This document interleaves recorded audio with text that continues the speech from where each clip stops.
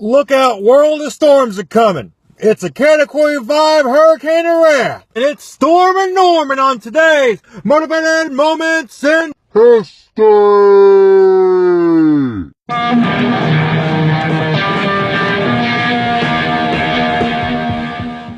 Herbert Norman Schwarzkopf was born in New Jersey in 1934. He's a military brat. He grew up in New Jersey, Ireland, Switzerland, and Germany. He graduated at West Point in 1956 and was commissioned as an infantry officer.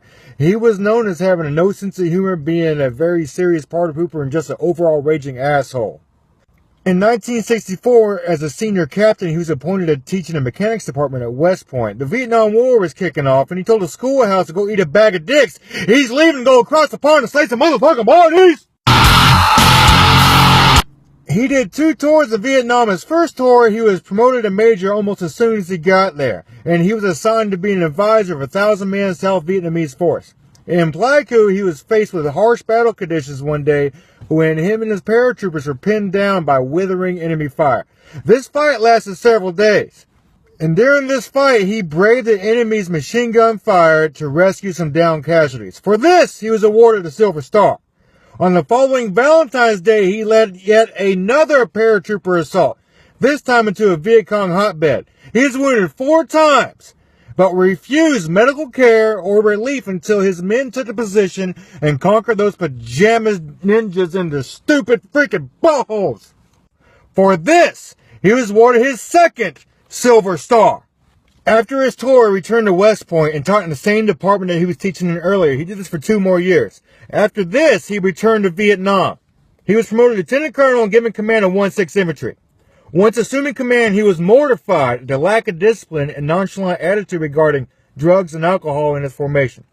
Instead of going out of his mind trying to clean the house of all those doped-up grunts, he focused all his attention on the fights, ensuring that he stayed on the front lines of every single engagement. Once he had some of his own dudes trapped in an enemy minefield, and they were wounded. Well, he personally entered the danger zone, providing aid and led the exfil of the soldiers despite numerous mines exploding around him, which wounded him and another guy and killed 3 others. For this, he was awarded his 3rd Silver Star. Throughout the rest of his command, he also earned 3 Bronze Stars and a Legion of Merit. He continued to rise through the ranks. In 1983, he was promoted to Major General and given command of the 24th Infantry Division in Fort Stewart, Georgia. His time in command was interrupted briefly, due to him as having to assist in command of the invasion of Grenada. During the invasion, the branches of the U.S. military had problems working with each other. They were generally dicks to each other.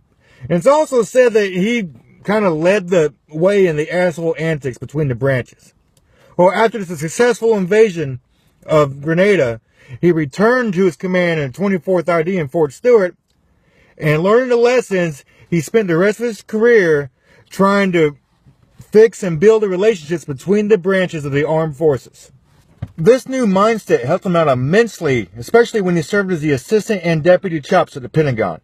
In 1988, he was appointed as commander of CENTCOM and promoted to full general. Well, 3 Silver Stars and 3 Bronze Stars on his chest, and now 4 General Stars. This guy was a walking freaking constellation and used his astrological prowess to go on and destroy some shit in the Middle East. He actually predicted Iraq's invasion of Kuwait more than a year before it happened. He even drew up a comprehensive battle plan that he believed Iraq would use, as well as a comprehensive counter-invasion strategy for the U.S.-led coalition force. Iraq eventually, as anticipated, invaded Kuwait in August of 1990. During the invasion, he used every resource available. His main resource was deception. He positioned Marine and indirect fire assets on the coastline and told the media that the main war effort was going to be by way of amphibious assault. Knowing the media would give the war plans away because they're a bunch of rating-starved turd flutes, Saddam's army fell for the ruse and lined up the majority of their force prepared for the waterborne invasion.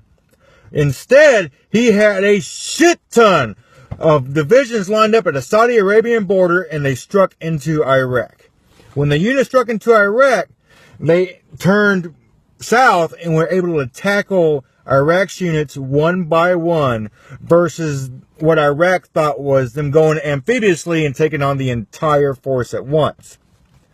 This strategy turned what could have been a months-long combat endeavor into just nothing more than a 4-day training exercise. Even to this day, this battle strategy is touted as being one of the most brilliant battle strategies ever. After the war, he was offered the position of Chief of Staff of the Army, but he refused and retired in mid-1991.